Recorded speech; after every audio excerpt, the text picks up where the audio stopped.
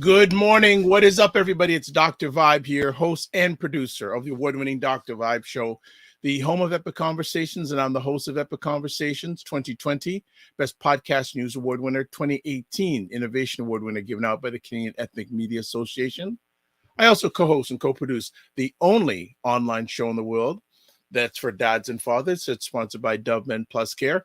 And happy Father's Day coming up on Sundays to fathers and male caregivers all around the world. You are important. You matter. And I don't know if I had mentioned it earlier on in the week. I was reading an article recently about popularity of holidays. I don't know how they decided this, but they said Mother's Day is number 2. Father's Day was in the 20s. And as I think I mentioned earlier on or on another one of the conversations I did recently, I'll just let that simmer. It has been quite the week for myself. I've had a pile of epic conversations. We had Dr. Tachi on the Morning Vibe on Monday. Her new network is scheduled to launch on Monday. So go to indiesoup.com. That's INDIESOUP.com. Or if you're following the Dr. Vibe Show, which you should, and I'm just going to put it up right here, like the Dr. Vibe Show on YouTube, and also hit the notification button. And I really appreciate all the new subscribers. Over the last month. So thank you very much. Hope you like what you're watching or listening to. Share it out with others. Get them to push that button. Also like the Dr. Vibe Show on LinkedIn and Facebook, and also whatever platforms Ryan is associated with, like them also. And as I was saying, we had then on, trying to keep up now, was it Tuesday night, had Dr. Alicia Watkins, who is the better half of Dr. Boyce Watkins. And we had an incredible conversation about fathers and dads. And I was really humbled because there was a young gentleman who, a group of us elders now, we used to be a member of a group called Brother to Brother, which is an offshoot of, what was the name of the group that Ebony Rose started? Each One Teach One. There we go. Ebony Rowe and another lady, but I can't remember her name right now. So don't get mad at me if you're watching this. And Andrea Bryan. Got it.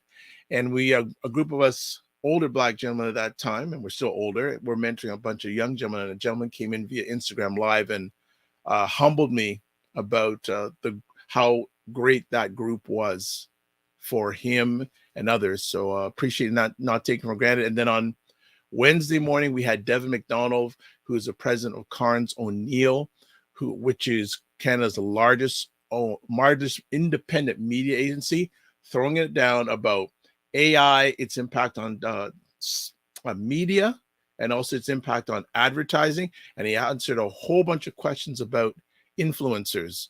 So catch the replays. I mean, each one of those conversations, epic. And like I always say, this is the home of Epic Conversations, and I'm the host of Epic Conversations. So loved it. And also, if you're up to it, would you like to join the Morning Vibe Discord group where we carry on these conversations in between conversations? So please, if you're interested, email me. I'll get you in. We can continue the conversations. I host a number of groups now on Discord, and they're quite robust. So let's get the conversation up. All right. Let's say good morning to a number of people. Marlon Steven, long time no chat. Hope you are right and good.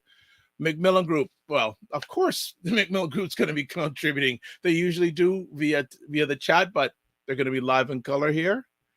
The regular frequency event promotions, good stuff. This is someone new. The Autumn. Good morning.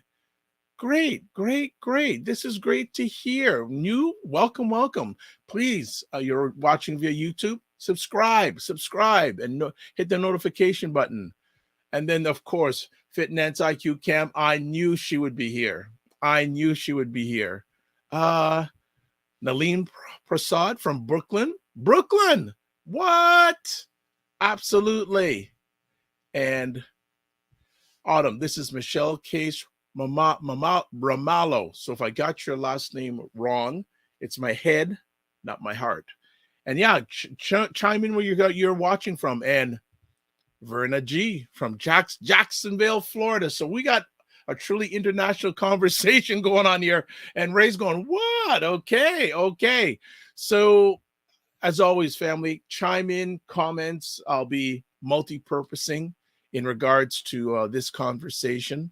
And just a little thing before we get started today. I listened to selective media and was listening to something today where they had two brothers talking about their father, two Black gentlemen talking about their father who's now transitioned and all the great things he did for them.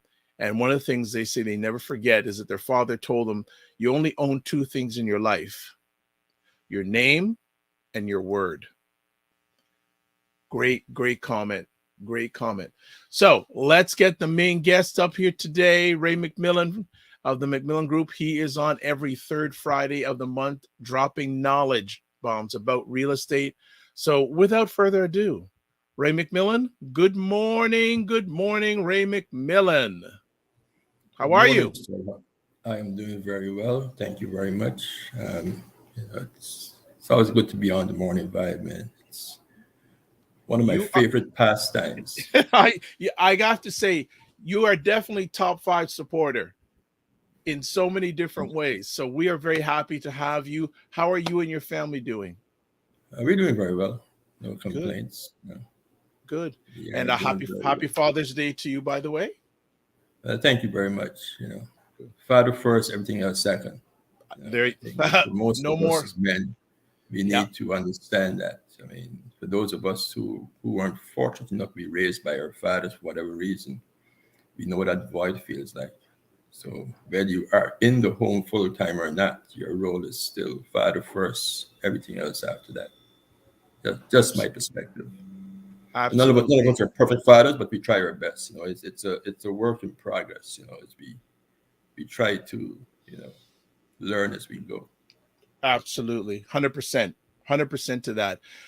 Well, you want actually one of your fans, Fitness IQ Camp, says hello, Raymond, and also says happy early Father's Day indeed. Today, you want to talk about financing multifamily units, 5 apartments plus. Why you want to talk about that today? It's an important conversation. We've had a lot of talk recently about affordability and housing programs and all the other good stuff, housing appreciation and all that stuff. So I think it's important for us to understand that we are the solution to most of our problems once we understand the process and the system.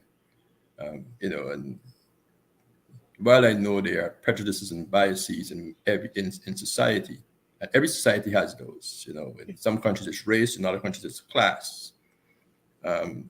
We can't always lean on that crutch. It's not going to get us anywhere. We have to understand the process, understand what's available to us, and figure out how to navigate the system and create our own solutions. So understanding multifamily financing is part of that process.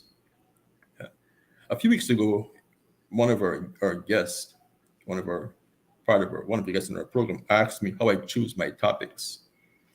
And I don't use the word random. I think I'm led to topics I speak about. And a lot of how I'm led to those topics has to do with my interactions between my last conversation, my next conversation. And I meet a multitude of people every single day. So I'm going to give a little background to why I chose to speak about multifamily financing today. A client of ours called us another client, a referral called us a few weeks ago to finance a property in Toronto. 17 units worth about $5.2 million. And it's a non-Black gentleman. There are two brothers. And, during our conversation with Stefan did had a few background questions. And one of the questions we asked is, when did you guys buy the property? And he says, no, my father left it for us. Right? The father was a Polish immigrant who couldn't speak English and worked as a caretaker. So he didn't have a university degree. He wasn't an engineer, didn't have an MBA. He didn't have any of those fancy accolades behind his name. He had the most basic job in Canada for an immigrant, a caretaker. There's many new terms named for those jobs today, but we know what a caretaker is, right? Somebody cleans up most people's mess when they leave. Yep. He couldn't speak English. Eastern European, and he bought this property in 1992 for $730-something thousand. And his son was trying to figure out how he managed to do it. And I said, it's very easy. I mean, if he had 10% down, he went to the local credit union, he's got the rent roll sheet, property pays for itself. It's a simple process. And the son looked at me totally bewildered. During the conversation, we went further along to speak about rent. So when I got the rent roll and the appraisal for the property, the rents were below market rent, right? And the reason I'm giving this background is so you can understand the process and how we fix the challenge we're currently facing. The rents were, I think, $1,100 for a one-bedroom, $1,500 for a two-bedroom. The property is located probably a 2-minute walk from Lake Ontario. So put location in perspective. Now, this is prime real estate. This is not someplace out in, some small community with 10,000 people. This is a property in Toronto. Right. So I said to him, are you going to increase your rents? He said, no. Possibly just a little bit. And I said, why? He said, well, most of these tenants have been there with my dad when the place wasn't in the best of condition. And I don't think it's reasonable to increase the rent to $2,000+ a month. And it made me think quite a bit, because some of you may know, we invest in property in Jacksonville. And one of the things we've all spoken about offline is keeping our rents affordable so that our most vulnerable members of our population can afford to live in safe and affordable housing. Not everyone will buy a home, but everyone has to live somewhere. So as a landlord, it is our responsibility to provide safe and affordable housing. Ray, I want population. You can't. I want to interrupt right there. Not all landlords think like that, though.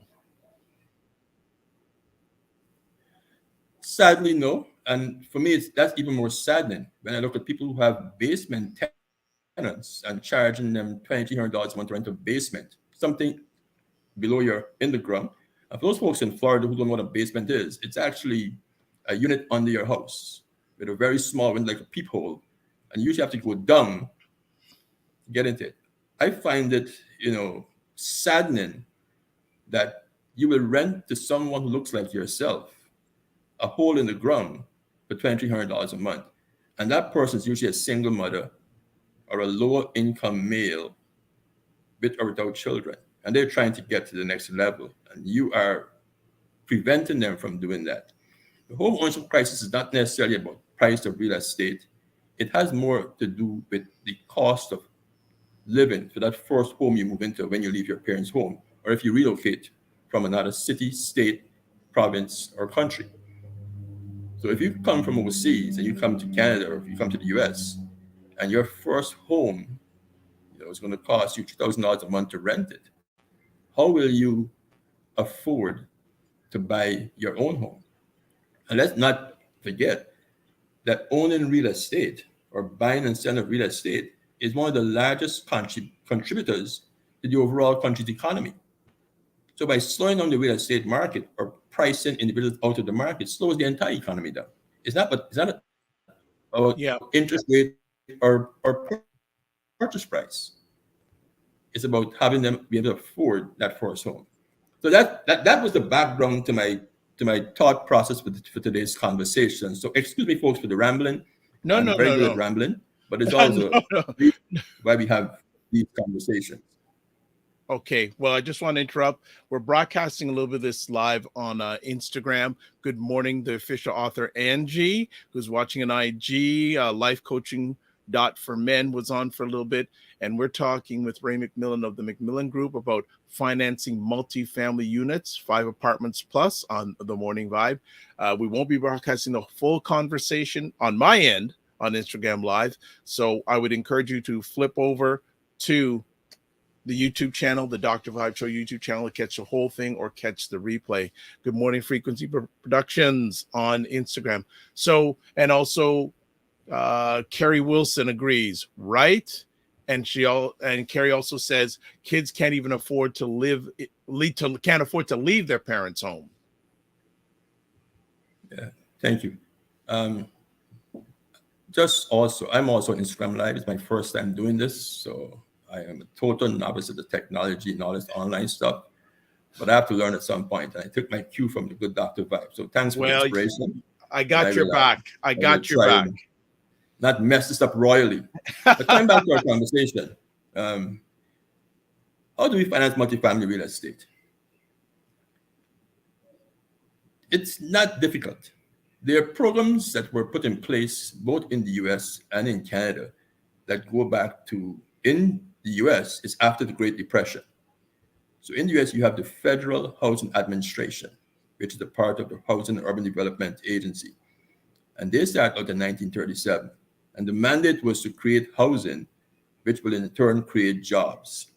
In Canada, it was the Canada Mortgage Housing Corporation, which started in 1954, just after the end of the Second World War, when they had a large immigrant wave from Eastern Europe and parts of the English-speaking Caribbean and parts of Africa to Canada. And again, the mandate was to provide affordable and safe housing. These programs allowed individuals to buy their first home with less than the traditional 25% down payment. And what they do, they provide a form of insurance, not life insurance or fire insurance, a form of default insurance that allows lenders to lend money with a federal government backing. So the loan on your home is backed by the federal government under an insurance program. What that means, if you default on your mortgage for whatever reason, the loan is guaranteed by the federal governments, both in the US and in Canada. And there are other programs across the rest of the world, Australia, the UK, etc. Now, most of us know those programs for buying single-family homes for us to live in. What we don't know is that those same programs allow us to buy multifamily residential units. Now, multifamily residential units come under the auspices of commercial mortgage financing. So they aren't referred to, even though they're homes that you can live in, they're referred to as commercial mortgage financing. And that is what may confuse many people. When we think of commercial mortgages, we're thinking of industrial spaces, stores, etc. There has to be a ratio between the residential component and the commercial component. And it's basically the same on both sides of the border. And that ratio is 70% residential, 30% commercial. So we will see apartments along certain streets with stores and businesses downstairs and folks living above. Those homes are usually financed under those programs. Now, why is it important to understand this? The insurance premium they charge is somewhere between, on the high end, 4.5%. And they will allow you to buy or build a multifamily property. And again, we're talking 5 units or more, up to hundreds of units, with as little as 5% down payment. Let me repeat that again. They will allow you to build or construct a multifamily residential property, 5 or more units, up to hundreds, with as little as 5% down payment. The amortization of that loan can be as long as 50 years. I'm going to repeat it again. The amortization of that loan can be as long as 50 years. For those of you who are home buyers in the audience, here in Canada, It's 25 years for residential loan if you put on less than 20%. In the United States, it's 30 years. In the US, the term on a multifamily commercial mortgage is as long as 35 years. Why is this important? Because it allows us to buy property, even though the price may be exorbitantly high or appear to be high, we can now finance this home over an extended period of time, thus bringing our costs down significantly to owning and carrying the home. What is also important to understand is that buying multifamily units don't require your personal income to qualify for it. So whether you're making $20 an hour or $100 an hour, your income is $6,000 a year or $300,000 a year, it is not an important part of the qualification process. What is important is the rent roll. The property is financed almost 100% based on the income that is produced by the property in relation to its expenses. And that income can be rent from your tenants, rent of parking spaces, rent of your roof for signage, because you'll see many buildings across many parts of North America with signs on their roof. That space is usually rented out for that purpose. And there are many other things you can use to rent on that property that will generate income. The expenses have to be very carefully itemized, and I give you a brief summary of what those will include. They will include your interest and principal payments on the mortgage or mortgages if you have more than one mortgage, your property taxes, your property insurance, your utility costs, that's your water, heating, gas, electricity, those sort of stuff. Any maintenance costs you may have to maintain the property, they will deduct a percentage for any capital expenditure that you may incur. Fixing a roof on a large building is not cheap. It can cost you a lot of money. Replacing your heating system is significant. So those costs are put into your spreadsheet, and then they look at other costs. The other cost that is very important is your management. If you're unable to find a property in your local neighborhood, you may have to travel outside of your local neighborhood or city to find the right property. So if you're not local to the real estate, or you aren't familiar or comfortable managing the property yourself, then you may want to have a property management company do that. That cost can be anywhere from, it can be a fixed cost, usually in the thousands of dollars per year, or it could be a percentage of the rent. Now, obviously, as you have more units, you may want to change that number from a percentage to a fixed number. Because if you've got 100 units and you're renting them at $1,500 a month, that's $150,000 of revenue. You don't want to pay $15,000 a month out in property management fees, because the work that the person is doing who's managing your property does not change significantly with the number of tenants and your revenue. So you may want to have it into a flat fee. The property we reviewed a few days ago, Stefan and I, that person's property management fee was $31,000 a year, which is just about $2,600 a month or somewhere around there. And the revenue on the property, if my memory was correct, was $450,000 annually, the gross rental revenue. Yeah. So the understanding the process, sitting down with advisors and professionals, is very important in navigating that space. It's not for everyone. I am not suggesting that we all go out and start looking for 20 to 30 units.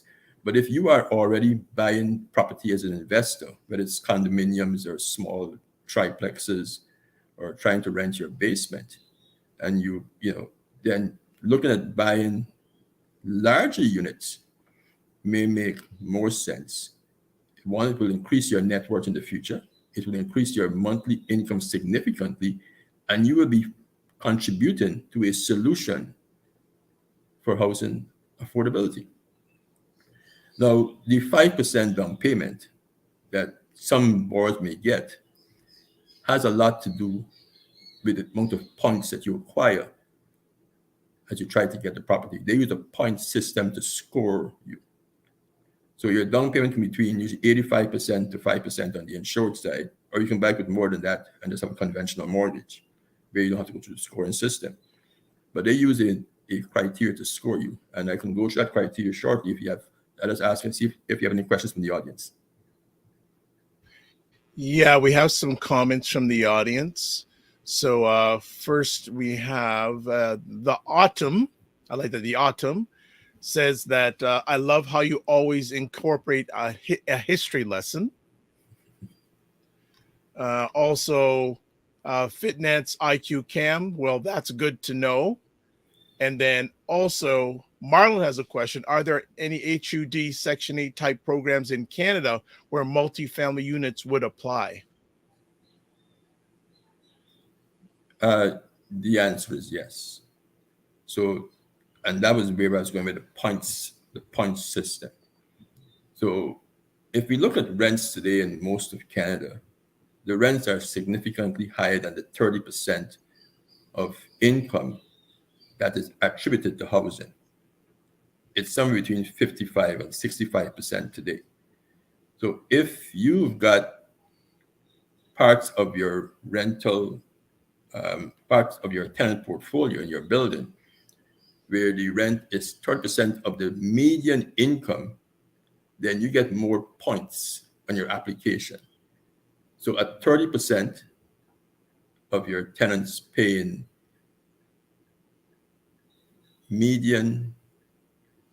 rents that are in relation to their median income, you get a better rate on your application. And the number goes between 30% to 80%. So the higher you go up that continuum to 80%, the more favorable your application is viewed. So it's a very similar program here as to the program that is used for HUD and Section 8 type tenants in the US.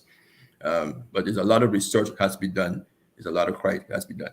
There's also energy efficient points for being energy efficient. So if you have some sort of solar panels on your roof where you are now providing energy to drive your unit, you get points under the green housing program. And there are a few others. The non-residential component, the lower that number is, then you will also get points for that. Now, I want to also let folks know that the multifamily insured program is not only limited to apartments, an apartment dwelling. It also includes long-term care facilities and student housing.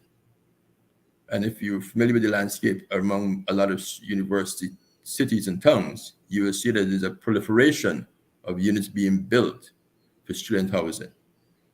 And many of us may want to know, well, why student housing? Because there are programs in place that will allow you to finance the project very, very easily once your numbers make sense.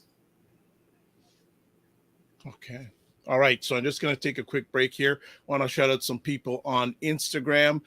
Allison Schaefer, a great parental expert authority here in Canada. Welcome, welcome, welcome. Good to have you on.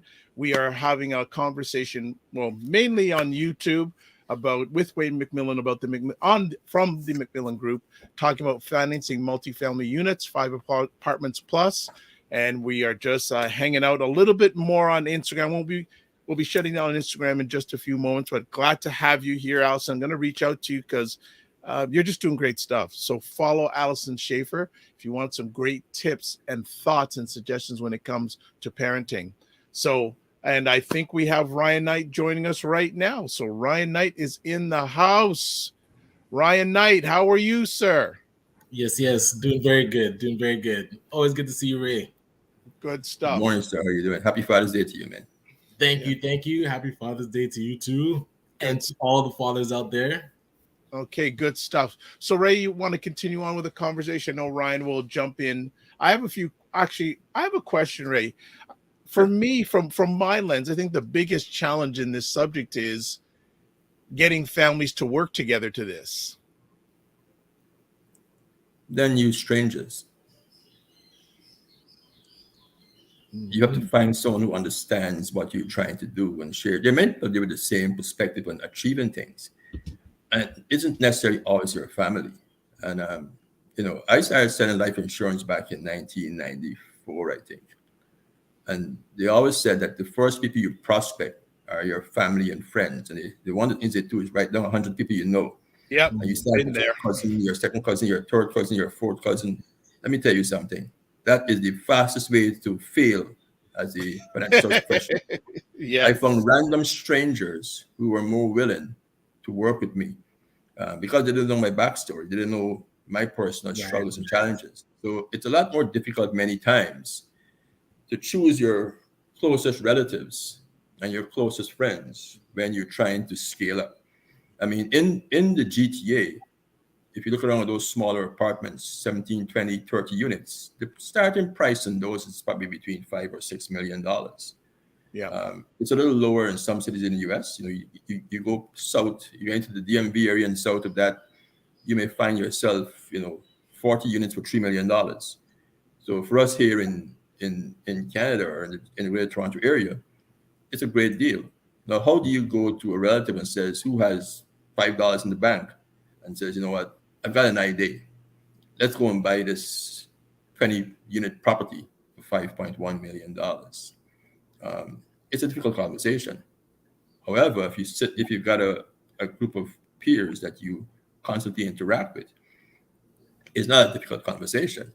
And that's why, having an investment club is probably one of the best things for us to do as Black folks, because it now brings in a set of people from varying backgrounds and life experiences who can share their insight and challenges, but there's a common goal.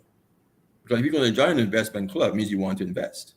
We're not talking about box hand and partner hand and susu and that kind of stuff. That's a great starting point. We're talking about investing. Right. And investing will go from buying mutual funds to stocks to real estate, to land.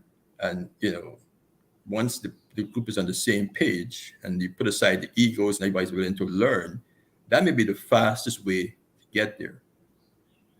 So it's not all about family. I mean, we'd love to have our family involved, and some of us are very fortunate to work with our children and siblings and our parents, but some of us are not. I've got a colleague in the Caribbean who's a developer. He's in St. Lucia, and he does a podcast every I don't know the frequency. On the last podcast, he had a family who bought a condo on the island, and they were probably 20 members of the family, and they put together this corporation and all of it. And it was their first purchase. And on the podcast, they were talking about the journey. Varying backgrounds. Some of them were lawyers. Some of them had very nice professions. And some of them were very basic. One took like tradespeople. They were like, plumbers and carpenters and that kind of stuff. And the condo was not an expensive condo. It's probably $300,000 US. The rent is probably $2,000 a month. So in terms of the revenue for 20 people, probably $10 a person you're going to generate at the end of the day. Yeah. But it's bigger than that. It's the first step to doing something different. And in the multi-generational structure of the corporation, you've got guys who are probably in their 60s, and then folks who are in their 20s. What it shows is that if we can do this, we can continue. So the next property may be an office building in Castries, or a villa in Cayman Islands, or a plaza in South Florida. So it's the conversation that has to start. Right. You got to start somewhere. Sitting with the professionals who understand what you're trying to accomplish and can educate you in the process. And that's what we try to do. I mean, I don't want to sit down here and go through all the insurance premiums and the scoring table of multi. It doesn't make any sense. It'll be lost in the audience. But what I want to show individuals is the simplicity of doing stuff. A real estate transaction is complex. Whether you're buying a townhouse in Brampton, or an office building in Toronto, or a condo in Florida, or an apartment in Jamaica, the process is exactly the same. So why would I exert energy to buy a single family home and try to rent it? And I can exert the same energy and try and buy 15 units instead under one transaction and rent it? Why should I try to build my basement unit to rent for $1,200 a month when I can put that same energy in trying to buy 8 units instead? And that's what I want to try to explain to people, that the process is not significantly different. It's understanding. All right. Before we go any further, we're going to shut it down on Instagram. I usually don't go this long on Instagram, but Ray is dropping so many knowledge bombs. I couldn't just leave it. So he stopped now. If you want to catch the rest of the conversation, go to the Dr. Vibe Show YouTube channel to catch either now live or catch the replay. So as always, remember to give yourself grace and don't just manage your time, manage your energy. Be well and keep the faith. And there are questions and comments, but I'm going to let Ryan go ahead first. Ryan, do you have anything you want to add on to that?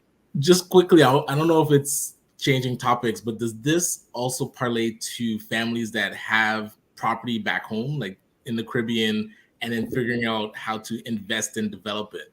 Like when we're talking about multifamily units, I know typically there's the house back home that everybody's building up to use it for, everybody has their plot. Is it the same kind of conversation, or is that kind of a different? No, definitely. I mean, the difference is zoning. There are different zoning criteria based on the kind of property you want to put down on a lot, right? So if you've got a lot that, let's say it's 120 feet wide by 400 feet deep, that's a very big lot. Now, what most people do is build a mansion for themselves, right? Put in the back. That goes back to our last conversation: dynasty versus legacy. You build your own dynasty, but there's no legacy here. Now, what I would do with that property, I would go to the city and find out how high I can go on that property, because I know the 120-foot frontage, I can probably get across the front probably 20 units. 120 feet, no, probably 9 units across the front there comfortably. Okay. Right? And then I can go up and I can possibly put in that same lot 40 properties, 40 between 1 and 2 bedroom units and a few studios. I've gone from living in a mansion. The owners of that probably generate $500,000 of revenue very, very easily. And, I can keep 3 units empty for my family. So when they come down on vacation, they can stay there. And then, take the revenue from this multifamily unit and buy the mansion somewhere else. And it takes us back to another point that I make very frequently. Buy the rental unit first and then buy the house you're going to live in after. Particularly if you're going to buy multifamily, whether it's a triplex, fourplex, or you're going to 6, 7, 8, 9, 10 units. Because with rental properties, and we don't have a spreadsheet to show here, we don't use your personal income as much and your personal covenant as much when you're into multifamily financing. Well, on your own home, your credit score, your income is very, very important. True. If you're making the deal or not.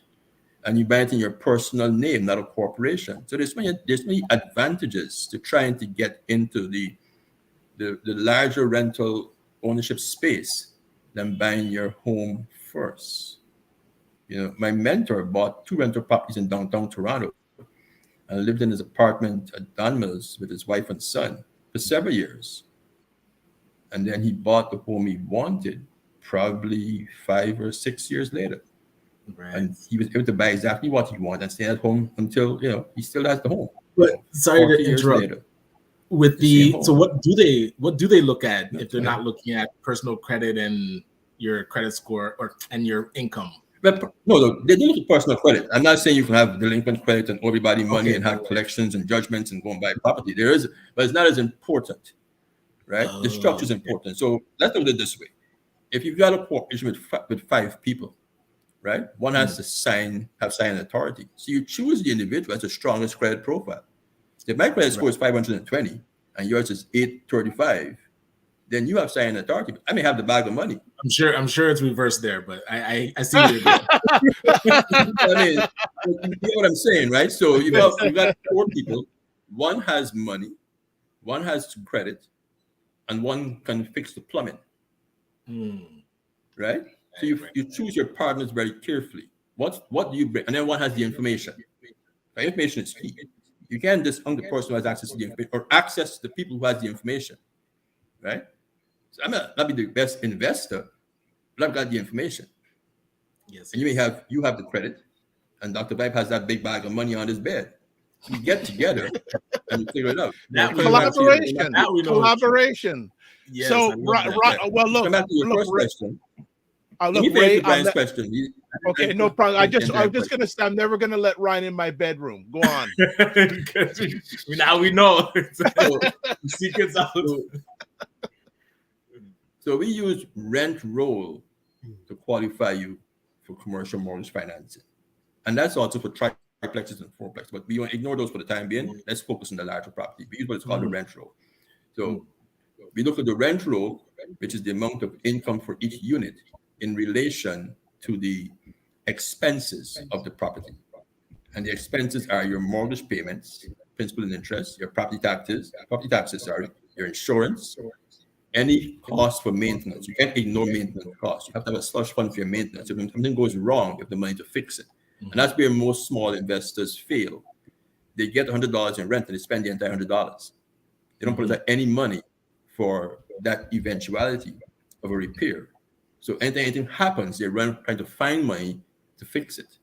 And you can't manage real estate without having a reserve fund for those eventualities.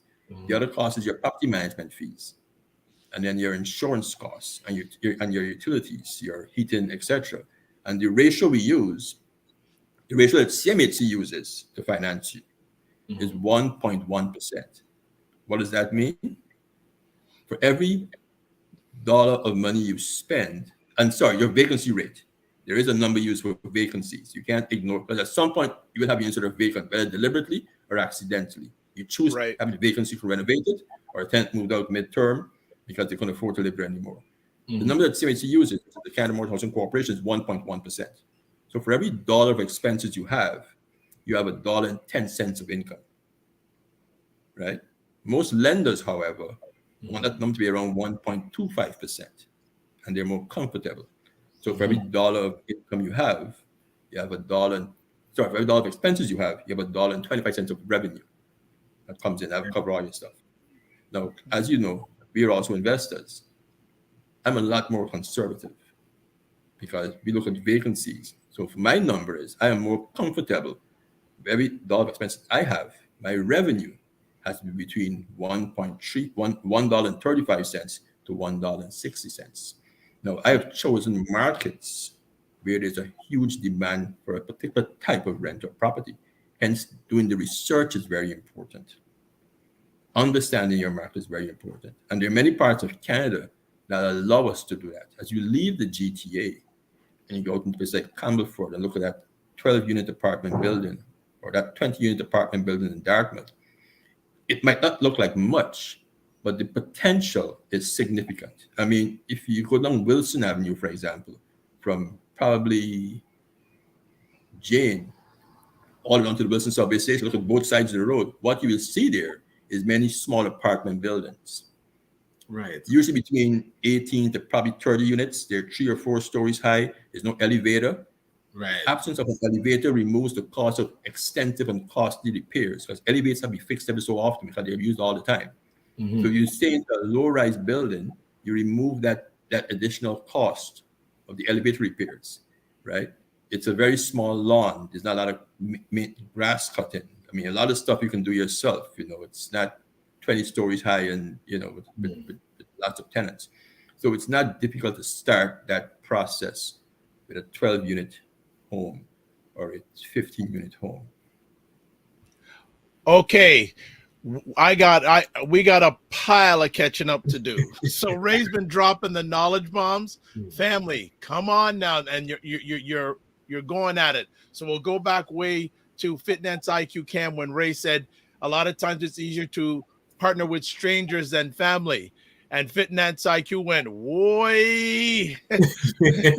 Yes. That to family being strangers. Also, teach and inspire. Good morning. Kerry Wilson says, love him straight up. LOL. Again, people love Ray's comment. Quote, drop the mic, unquote, then connect with strangers. We'll get to some, we've got some questions also too. Let me just see. Hold on. Charmaine Hussey, great information. Fitness IQ Cam, amazing information. Frequency says money bag vibes. Right. Hashtag that. Also says we have to really big up Real Ray Real Estate McMillan, for always wearing those nice suits with the handkerchief. All right. So let's get to the questions now. So first question, Marlon has a question. Once you acquire your first multifamily unit through such a federally insured program, 1, could you incorporate it? And 2, does it help the corporation acquire future properties, i.e. credit score? Well, it's advisable to buy your real estate under a corporation. And then you want to buy each property in the future, each individual property, whether it's a single family home, under their own corporation. It's very easy for accounting purposes for your accountant. And it's very easy if you don't have to deal with the CRA or the IRS. Now, the CRA is not that difficult to deal with. But for those folks who live south of the border, who do business in the US, the IRS is a very different beast. Very different. They have no leniency when it comes to their money. So with the CRA here, there it's not. So for those who invest in the US, do you understand that's different? So yes, you do want to buy the property under a corporation, even before, once you start looking for property, right? It is expected you're going to put those 18 units in a corporation. First reason is liability. You don't want to have an 18-unit rental property in your personal name, exposing the assets of your wife and children to litigation. Because there's a fire in that unit, or something happens, somebody falls on one of the stairs and pops their neck, and they sue, then they're suing you personally. If they slip in a wet hallway because of a negligent maintenance worker, they will sue you. And if it's in own name, then that lawsuit is now attributed to you and your personal assets. So you want to have that property, and that goes for any property you purchase, whether it's a single family home. Now, a lot of accountants may say, it's not worth the while putting a single family home in the rental. But until you've dealt with litigation, you will make that comment. A lot of accountants, not lawyers. Lawyers they put in a corporation. A lot of accountants say it's not necessary. But until you've been sued by somebody else, then you will know how important it is. So yes, now there is a personal covenant requirement, and there's a net worth requirement. So while credit score is not important, net worth is important. And they want to see a percentage of net worth in relation to the size of the mortgage you're getting. So they want to see between a 10 and 20% net worth portfolio in relation to your borrowing. So you're going to go out and borrow $6 million and have no money, right? So, and that's why it's advisable to collaborate, because you may have one person who has the assets, one person who understands the process, the other person who understands the ability to transform the property into something magical, where it becomes, it's now, for lack of better, it's now gentrified. And we can't be afraid of gentrification, right? We can't be afraid of it. It's going to happen every single where. And gentrification being involved, though, negatively, who don't own real estate. And even in areas that are gentrified, we still have the right as landlords, or the ability to rent our properties at a fair market rent. If the median income of all of your tenants is $50,000 a year, then you can rent your property for 30% of that gross annual income. You don't have to rent it for $3,000 a month, right? And that's where we come back to fair landlording. So our solution to our housing crises, which are affecting Black people more unfairly, is trying to get into the landlord space. For those of us who can, we will solve our own problems. We can't depend on the municipal government. We can't depend on the federal governments, the provincial governments, the state governments. Yes, and they have programs in place. There are grants in place for affordable housing. So how do we liaison people who understand that process at various levels of government, put together our proposals and say, well, we want to buy this property here, which is 25 units. We're going to go small at first, and 25 is actually very small when it comes into multifamily residential space. We will manage it.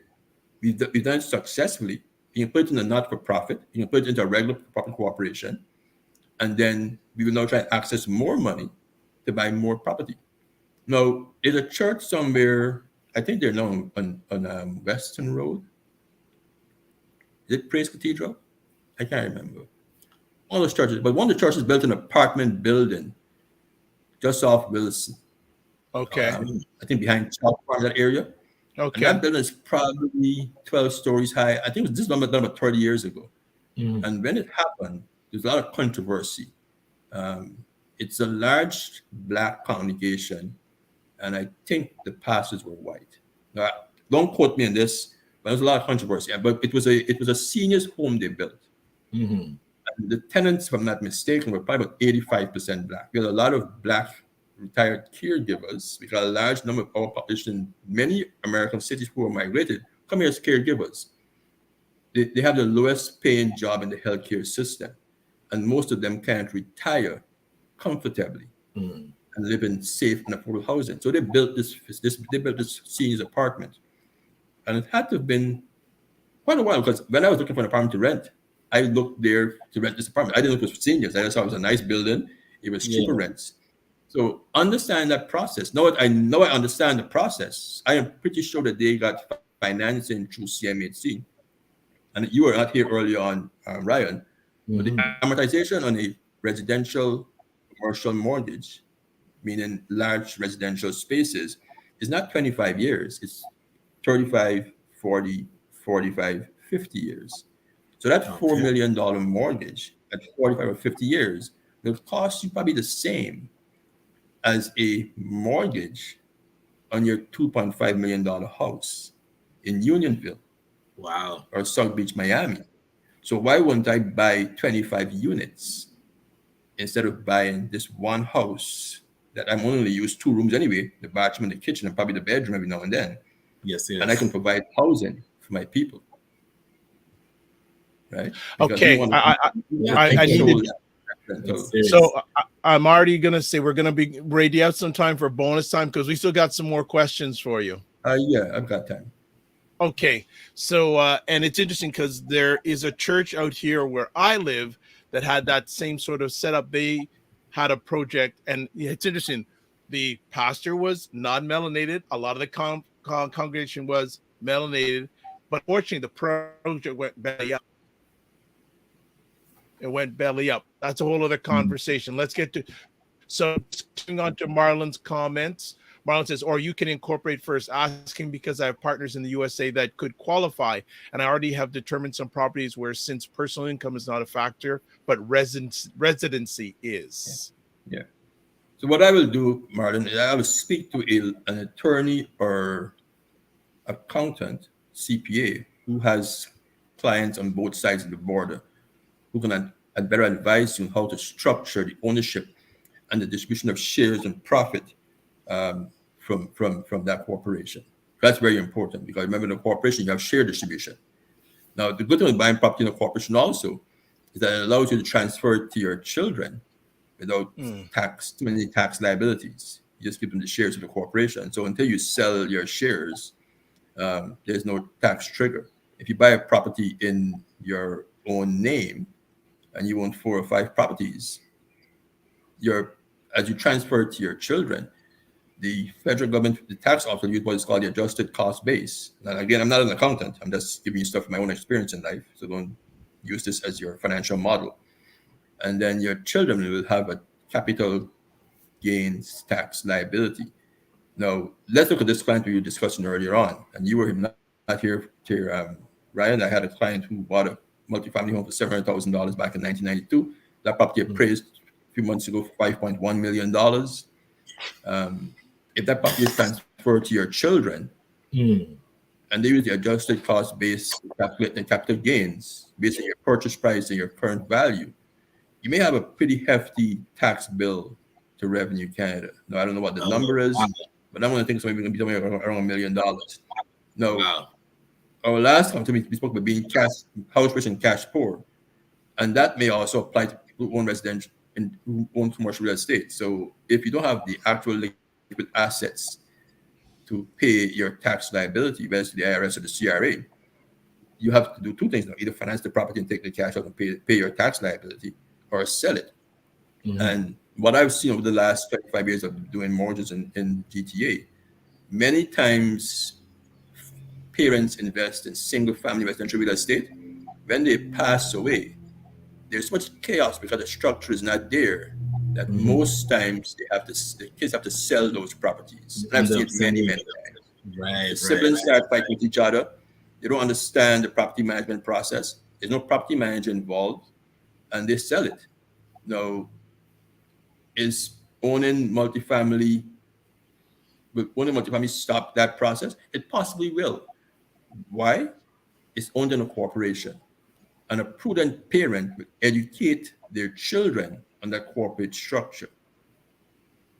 And it will be more difficult to try and sell it quickly, but also there's also a process in place to manage that property.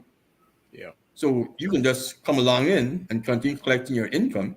Yeah. And be a total hands-off landlord/owner of that real estate.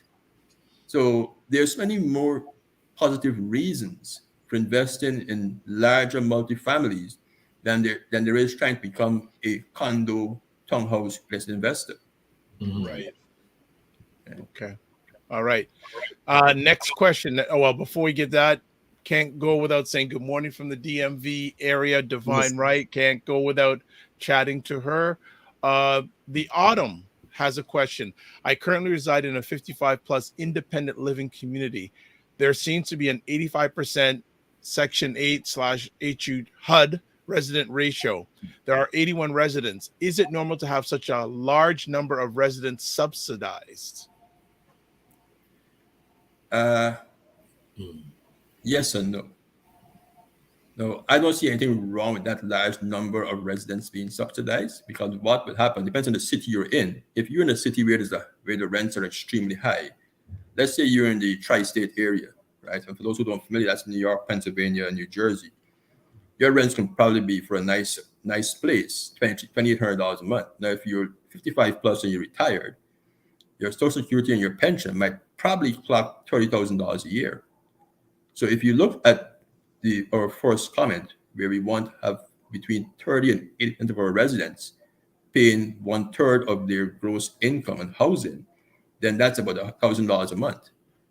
So in order for you to be able to have those people approved for that housing, for proper housing, they will probably have to fall under the Section 8 guidelines. Now, for those who aren't familiar, Section 8 doesn't necessarily pay all your rent. They pay a portion of your rent based on your income. And the lower your income is, the more of that rent they pay, right? And Section 8 tenants aren't bad people. They're just usually people with lower incomes. Now, in any income range, they're bad tenants. If you can have $1 million tenant who's a nightmare. You know, I was reading an article once where Prince rented somebody's home and painted the entire house purple. I'm a Prince fan. If the house purple, I'm going to be a little pissed off at you. I don't care who you are. Yes. No, at the end of the day, he painted it back to the regular color. But I'm just saying, if he didn't, I've got this purple mansion. Now, I got some purple stuff, but I mean, that's a little extreme. Yes. I mean, even wealthy tenants can be bad tenants. So to answer your question, Michelle, yes, it's not uncommon. The bigger concern with Section 8 or any kind of affordable housing program is not the amount of tenants who fall into that category, but it has to do with pride of ownership of the tenants to their units, has to do with crime, has to do with all the other social ills. And if those are managed properly, I don't think it's an issue. I think our mandate, and I tell this to my son all the time, is for us to provide safe and affordable housing to all of our citizens. And if the government has to support people, whether it's in the US or in Canada, then that's what it is. You can't work 40 years of your life in a country and can't afford to live somewhere safe and comfortable once you've retired. And not everybody's a homeowner. We have to understand that. Right. But as a landlord, we want to provide safe housing in our communities and affordable housing in our community, our rental communities. All right. Latanya says, what investment clubs exist and are they taking new members? Okay. Start your own. Oh, there we go. Just do an ad on social media. You put your criteria in there. If you're a female over the age of a certain age, you're looking for like-minded individuals, start an investment club. Our goal is to educate each other how to buy investments. And ask for experiences. Anybody have experience in mutual fund investing or stock investing? And find a financial advisor who is willing to volunteer their time to work with you on the structure. I mean, as I said, I've worked with several investment clubs in the past. I've helped people to start them. The ideal size is about 8 or 10 people. It's an easier number, in my opinion, to manage. There's less personalities to worry about. The larger the group, the more personality conflicts you're going to have. But yeah, start your own investment club. To join an investment club, they've already built a portfolio, right? They've already got stuff. I mean, I started a club back in 1997. That's probably what, I don't know, 36. How many years ago is that? 26 years ago? No, yeah. That club is no longer around. But if it didn't, I won't say collapse, if they didn't stop doing it, that club would have owned several assets today. So how would you as a new member come in sharing that asset base that was built over the last 3 decades? And how do I as an existing member feel about you coming in and participating in a process that I took 3 decades to build? So if you want to do it, find 5 of your closest friends, 5 workmates, start a conversation, and just go out there and start your own club and find somebody to guide you. It's not very difficult. It's very, very simple. You need a corporation and a business bank account and agree to meet X number of times per month for X number of hours. And you start the investment. You can go to the there's many investment agents. There's many agencies in both US and Canada that license financial advisors. They offer a whole lot of courses. If you want to invest the time, go do one of the courses, spend a few $100, invest 5 hours in the weekend. I think it's important for us to educate ourselves. The journey of education never stops, and the more information and education you have, the better it is for you to make prudent financial decisions. We speak too much of being financially illiterate as Black folks, but we can change it. Yeah, absolutely. The institutions are there. You can just go online to the Canadian Securities course, register for a course, and go to Humber College and register for a course. Just do it. Or even more easier. Have a quick chat with Ray McMillan at his contact information we have on the screen. Exactly. Right.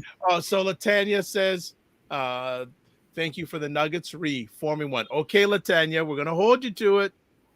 We're going to hold you to it. And I would say, too, you may want to see if you can get maybe 12 minutes of Ray's time to maybe get some further advice. I'm sure he would give it to you. Absolutely. Just tell him you listen to this show or you heard him on this show. Yes. Ryan, anything else you want to add? No, this is excellent. You sparked my mind with that, starting an investment club, because having those conversations and going to learn about the structure. So that's going to be on my agenda. One of my priorities too, to learn about that. Yeah, I mean, it's an easy way to pool resources, and resources aren't always money. Thank you. It's information. Thank you. I meet people all the time, and we've got to. I keep saying you have to meet in person. Because once you meet in person, you connect with people on a different level. You know, we had a young attorney who saw myself and Stefan on Andre's podcast a few weeks ago.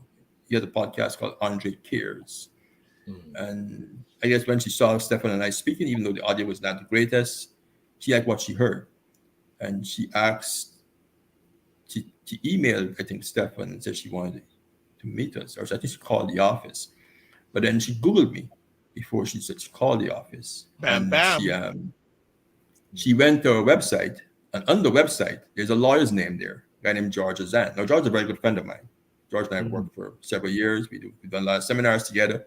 George does business both here in Toronto. I'm not here in Toronto, but here in Toronto.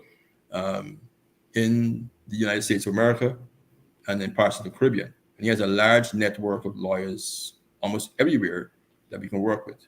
So when she saw George's name, she decided she's not going to call us because I already work with somebody. She called the phone, our office phone, which is a landline, not a cell phone number. And we answer our phone probably 95% of the time it rings in our office. It very rarely goes to voicemail, unless it's on the weekend or late in the evening. And Stefan answered the phone, and she was shocked because she's planning to leave a message. And she said, Stefan, I'd like to meet with you. Not with me, with Stefan, because she realized I was not really involved in the process as much anymore. And Stefan said, sure. And she asked, when are you available? I said, well, we can meet tomorrow. And she was even more surprised at our willingness to meet so quickly on the circumstances.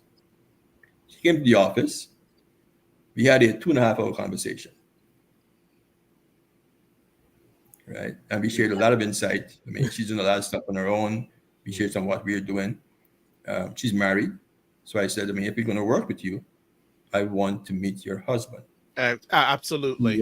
He works with the investment space. I'm not going to work with a young female professional who's married and her husband is also an entrepreneur and not work with both parties.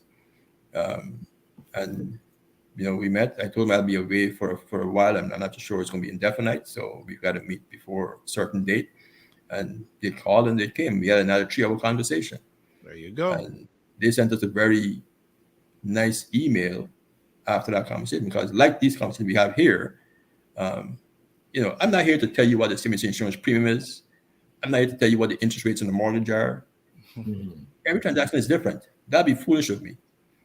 The purpose of these conversations should the interaction between us as human beings is what is the most important part of us growing. Learn, earn, and grow. The tagline for ACBN is connect, build, and grow. Remember that tagline, Ryan? Yes. With those 3 words, connect, build, and grow.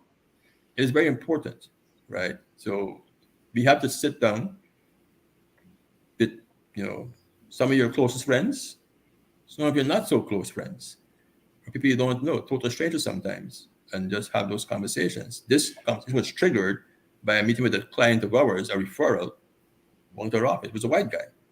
And he showed us how simple his immigrant, non-English speaking father bought those 17 units, which are now worth $5 million. Right.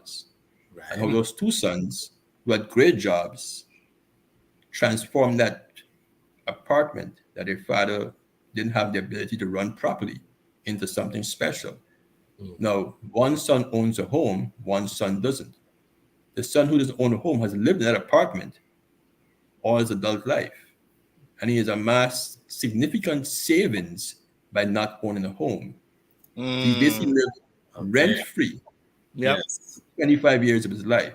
Wow. So the importance of owning a multifamily home will benefit our family significantly. If I have 20 units, I can give my aging grandmother and mother a home to live in, my unemployed brother a home to live in, and not feel the squeeze financially on my family's financial resources. If I've got my own home with my 4 bedrooms and my kids and my spouse, at some point, my spouse is going to get tired of Uncle Ryan sitting on my couch. Thank you. That will not take long. But you understand what I'm saying? Like, that happens very, very. If people want to rent a property in Hamilton or in the DMV or in Jacksonville, and I've got 25 units, I can say, listen, Ryan, I've got this little space here. It's been vacant for the last 2 months. I'll just work on it. Just crash there for as long as you need to. Yeah. It might be 6 months. It might be a year. It's not going to cost me anything. So our solution to the housing crisis is within us. Understand the process, understand the products, speak to advisors, whether they're financial or mortgage or attorneys who understand this stuff, and figure out how to do it. Yeah, I'm a firm believer. The more you know, the more you need to know. That's what I say. And so Latanya says, thank you for the nuggets. Forming One. She also says, man, I didn't know we had a night. Sir Ray will be hearing from me. Yes. All right. Frequency Event Promotion says it's a great move. Investment Club, Finance IQ Cam Investment Club. Frequency has a question saying, question for a first-time investment club, let's say 4 people. What is a minimum requirement each person should have up front to invest? Tough question.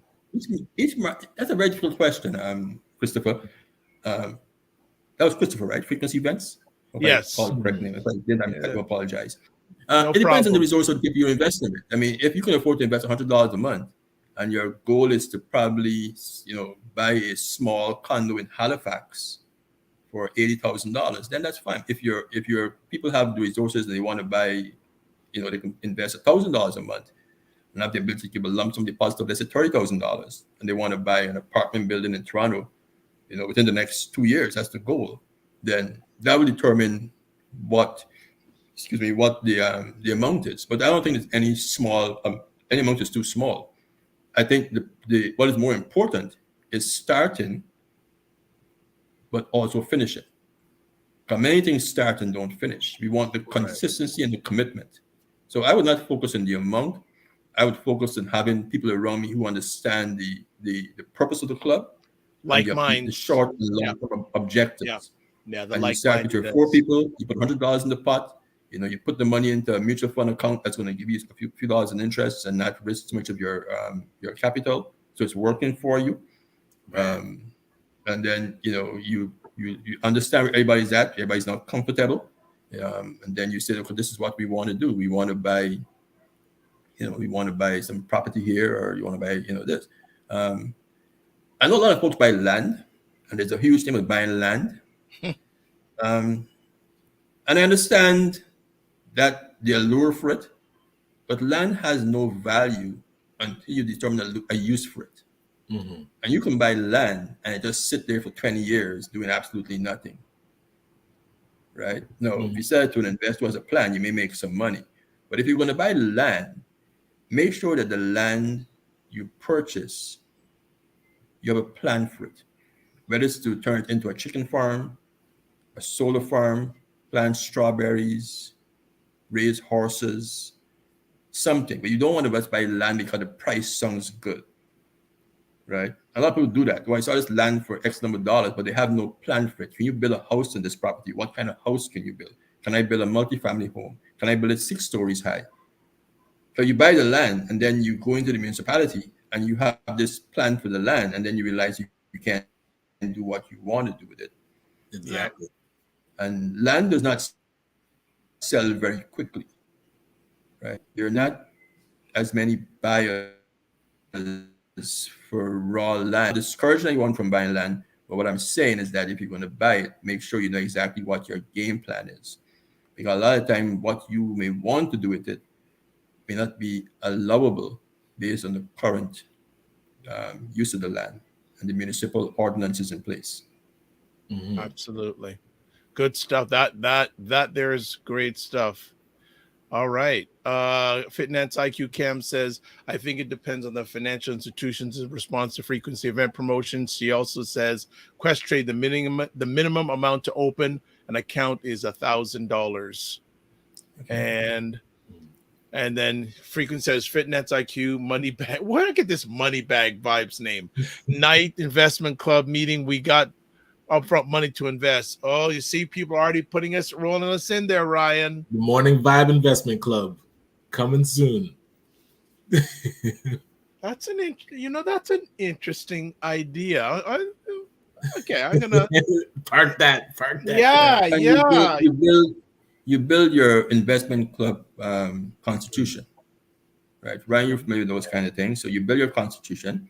You understand the way ownership is. Anybody who leaves the investment club, they have to sell their shares back to an existing investor or back to the investment club. That they can't sell it to a random stranger. Anybody who comes into the club who buys those shares has to be approved by the entire the investment club. That way you keep the synergies in place and the mutual respect for each other.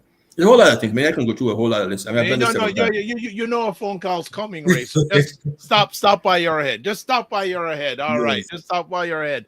Well, Ray, don't want to keep you any longer, but as usual, thanks for dropping the knowledge bombs as always. We really appreciate you. And you know, oh wow, here's another person. Count me in. All right, people are Ray, I'm definitely gonna have to call you because it looks like this is growing from this conversation. My good, but no, that's a good thing. That's a really good thing. And Ray, do you have any final words for our family before we let you go today? Yes. Whichever city you're in, get into your car, get off the highway, and drive in traffic, and look around and see what's happening in your city. There's opportunity in every city in North America, every single one. It's not special to one city. The entry may be a little more difficult because the properties cost more money, but every city has opportunity. There's migration in every city. I mean, some cities are dying, but the cities are working to rebuild themselves. Drive around, look at the properties, look for the for sale signs you see in front of the small apartments. Find yourself a realtor who understands commercial real estate. Find out what the prices, get the information, see what the rents are, and figure out if it's something you can accomplish. But you have to get off the highway, in order to understand your city. I don't drive on the highway too often. I drive local. I have no problem sitting in gas. My AC, my car works. I just turn it on. Yes. If it didn't, I just open the windows. It's not the end of the world. A little bit of sweat's not going to kill anybody. But we have to do that and meet people. Yes. Go out there and meet people. Yes. You can't call me if I don't know you and want to collaborate with me, because I'm going to ignore you. Don't send me an email. Let's have a serious conversation. We can't get into the $1 million investment space through WhatsApp groups and Facebook groups. No, thank you. There's no connectivity. I don't know anything about you. I want to know who your father was, who your mother was. Are you and your siblings close? Do you love your children? Are you respectful to anybody of different cultures, races, and preferences? If you're not, because I got my own little rule book. So if you don't fit those criteria, I don't care what you bring to the table. Being on vibe together. That's my rule book. But I think as individuals, I always tell people, before you do anything, make a list of things that you wouldn't do. Good advice there. Right? Make the list of things you wouldn't do. There. Don't try to figure out what you wouldn't do when you start the journey. I'm currently mentoring a young mortgage agent, young lady, and I told her, I said, in this business, all kinds of things are going to come your way. So before you start figuring out what kind of clients you want to deal with, figure out what kind of clients you don't want to deal with. So when they call you, it's very easy to say no. No. Right. I say no faster than both. My no is like a split second no. I have to think about it. That's all I have to think about. Not think about anything. The answer is no. I'm not interested. We're not going to work together. No. I ain't got to think about it. Right. But drive around the city, those same railway lines that you guys are complaining about on Finch and Eglinton and all kind of stuff, man, drive through those spaces. There's money in those streets. Oh, yeah. Yes. Right? Oh, yeah. Absolutely. And remember, real estate is a long-term investment. Thank you. Yes, you can flip properties and make money, but the real money is buy and hold cash flow real estate. 10 years minimum. Why are you dropping all this knowledge? We need you for another hour now. We should because I'm available. If the audience is here and they want to listen to us and we've got the time, I can give that 10 minutes of my time. I'm not in a rush. It's Friday. Okay. I have nothing else to do. Okay, so a few. Listen, this is the one day a month. My son and I have lunch for 2 hours every day. I share information with him. Right? We're never in a rush. I'm never busy. I'm never in a rush. If the audience is engaged and they want to ask questions, then I'll answer the questions. There you go. It's only once a month. So if you have the time, I'm cool. Okay, so Frequency Event Promotions goes, thank you. We need to hear more from you. That's all. Latanya says, I like this. I'm in the MVI club. Oh my gosh. And to your comment, Ray, about driving around in traffic, Fitness IQ goes, just not Eglinton West traffic, LOL. Yeah. Well, along Eglinton, like Ray is saying, there's so much opportunity when you actually look side to side. But because we just hear of, the bad side of it, you don't really process like how to take advantage of the opportunities that are also there.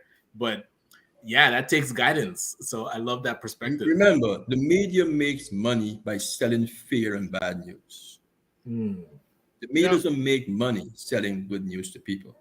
And that's not me saying. That's actually psychologists. If you do any research in the media, if you look at the news, it's always bad stuff. Like this is probably the only podcast where we share good news. We share, there's no bad news here. We get involved in a lot of negative conversations.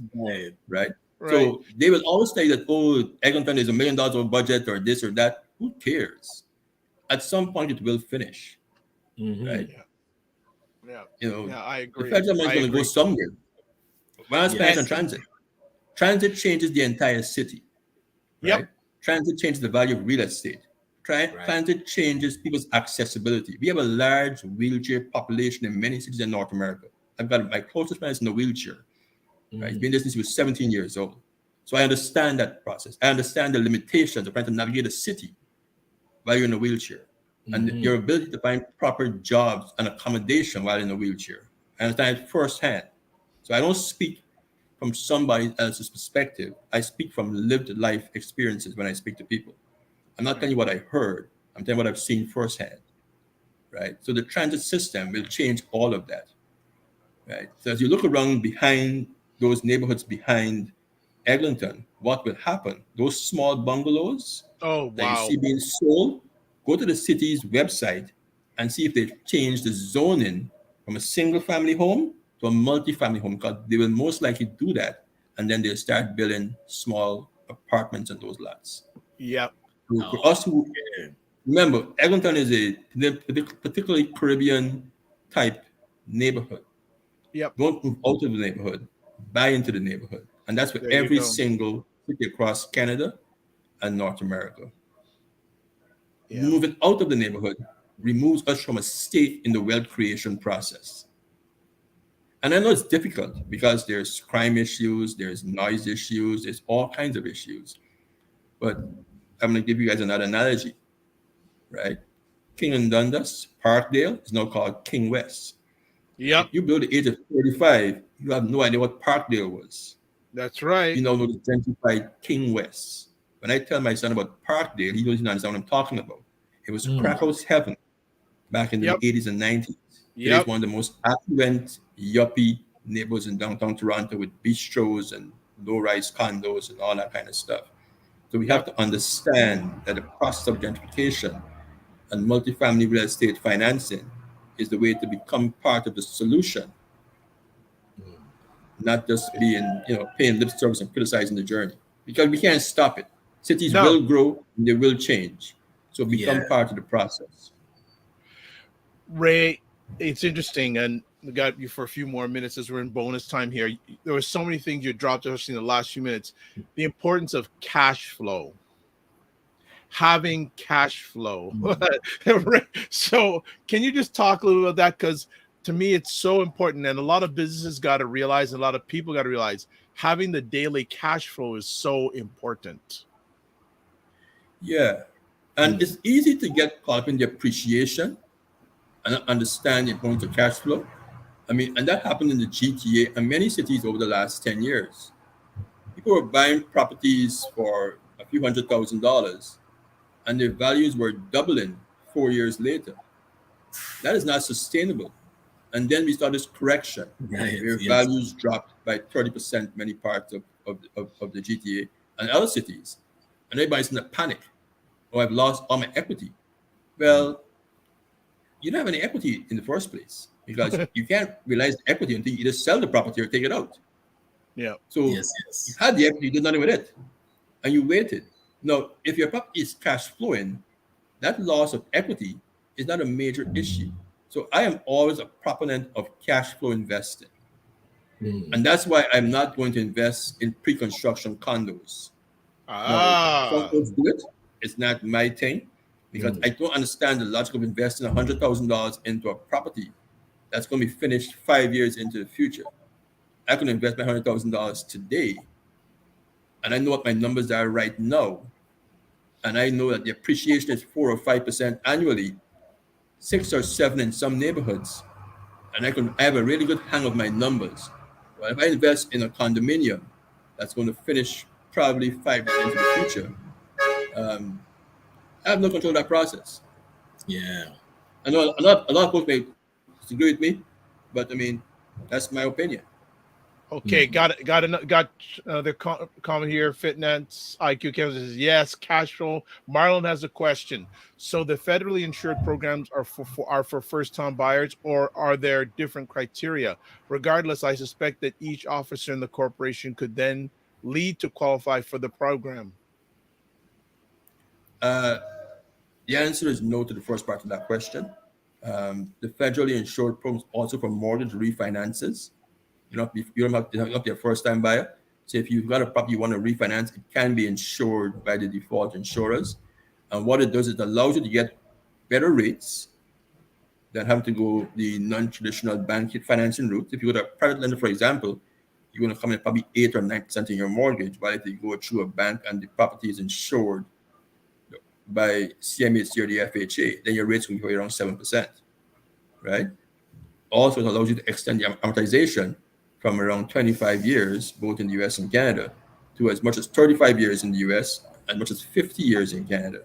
So no, it's not only for first-time buyers, but it allows you to extend amortization to basically increase your cash flow. So the insurer will work with you to make sure the deal makes sense. And that's why when you're into the multifamily financing space, you've got to sit with mortgage professionals and lenders who understand the product, understand the process, how best it will work for you to get your financing done in place. It's not something a lot, like in the GTA, for example, there are probably about 3 or 4 lenders who understand that process very well. When it comes to mortgage brokers, I don't know how many of them have done a lot of large commercial. I'm pretty sure there are a few.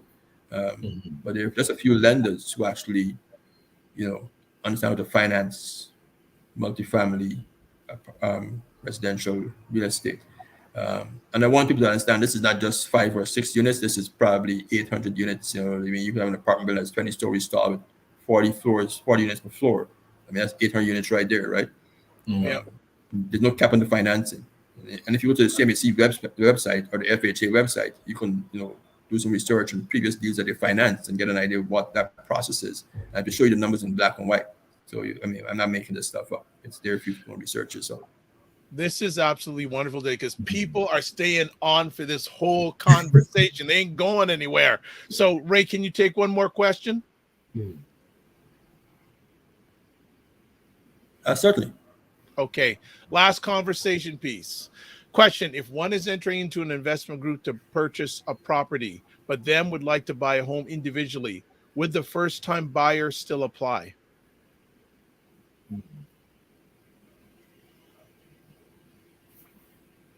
That's a very good question. And I don't have the exact answer to that. I'll have to research that for you. Okay. Because I'm not too sure. If you aren't going on title of the property or you aren't a covenant on the mortgage, you're just a shareholder in the investment group, then technically it shouldn't impact you buying your own home further down the road. But because you own a home, then particularly you own a home, right? So it should impact you. But let me just give you my long answer to that question, though, Christopher. Okay. What are the benefits of the first-time home buyers program for buyers in Canada? And let's deal with Canada. You get a land transfer tax credit up to $2,000. You qualify for a home buyer's grant up to probably $20,000. You can use your RSP, I think it's up to $35,000 to buy the home if your down payment's coming from an RSP. So those are the 3 primary benefits of buying money of the first-time home buyers program. Most Black buyers I have worked with, or most buyers, period, don't have $35,000 in their RSP to put towards their home buyers program. Very few people have that kind of money, right? They don't use the home buyers program, so that's not an issue. The $2,000 tax credit, is it the end of the world? I don't really think so, right? What's the other one I mentioned? The grant. Right. The housing grants are very limited based on income, type of property, purchase price. There's very few people who are going to find a property in the GTA or any major city in Canada that are going to qualify for one of those grants.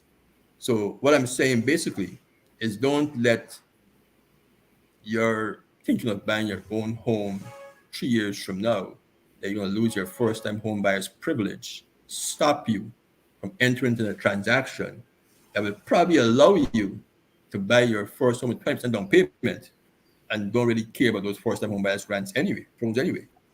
Because if you buy the right multifamily properties today with the right partners and you upgrade that property enough, equity position can change significantly, that your net worth can probably increase of the group to $1 million or more in a very short space of time. Think if you buy a property in any major city that needs renovations, you buy 20 units in any city where the rents are below market and you need to go and refurbish every single unit, and you bought a property for $1.5 million. Then you finish your after renovation value, or your ARV, if you set term and you reread it, your ARV can probably be $3 million. And if there are 4 investors, then you're now up, because that probably $600,000, $500,000 each.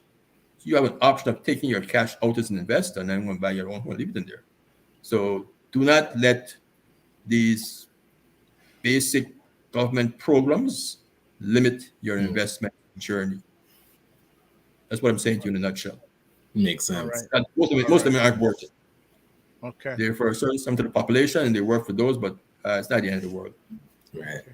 So FitNet's IQ Ken goes, good question, and also says, yeah, that question was discussed when I spoke about it. So there we go. We're done. All right. Yes. We are done. This has been woo. Thank you. This is excellent. Ray, thank you so much. And you know I'm contacting you today because there's a number of things I've got to ask you about that it seems people may want. Not the the MVI. I'm thinking about that. So Ray, thank you so much for taking the time as always. Again, happy Father's Day to you, and always don't just manage your time, manage your energy. People, I've had his contact information for most of this conversation on the bottom. If you contact him and he doesn't know, you better say I saw you on the Morning Vibe. That may let you get a few moments of his time. Or you know what? Contact me first, actually. Contact me first, and I'll tell him that you're calling him. All right. Yes. I think that's a better way. Contact me first, then we'll get you in contact with Ray.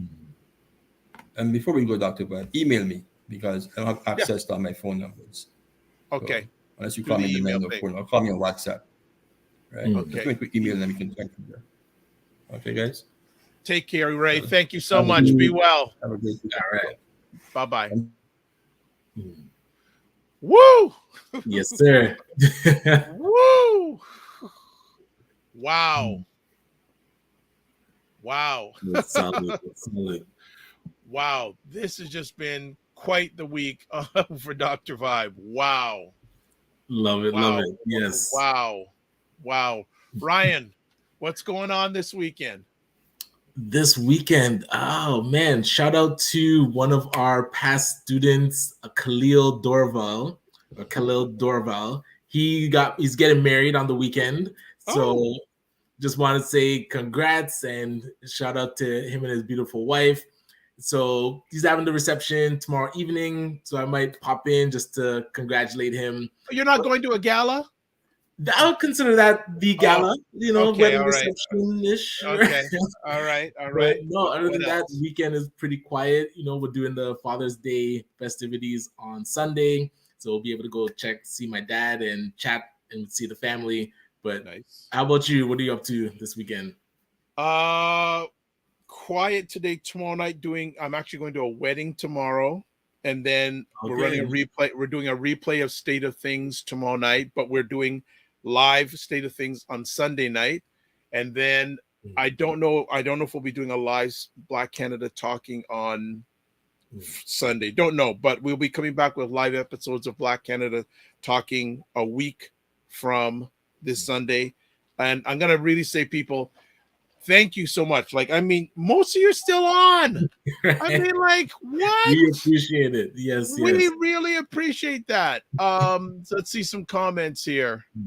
All right. Oh, of course, Moneybags is. I like this. What she's saying? Money up. Fitness again. Oh, are we mentioning address? No. And never been a wedding crasher. LOL. All right, that's good. You can watch replays of this conversation on the Dr. Vibe Show YouTube and Facebook, Afro Caribbean Business Network Facebook and YouTube, and then Ryan Oneil Knight on YouTube and LinkedIn. Question, Ryan. For your big conference that's coming up now, it's starting just in a little over 2 weeks time or a week and a half or so time. Yeah, 10 days-ish. Okay. Who's appearing on the media panel?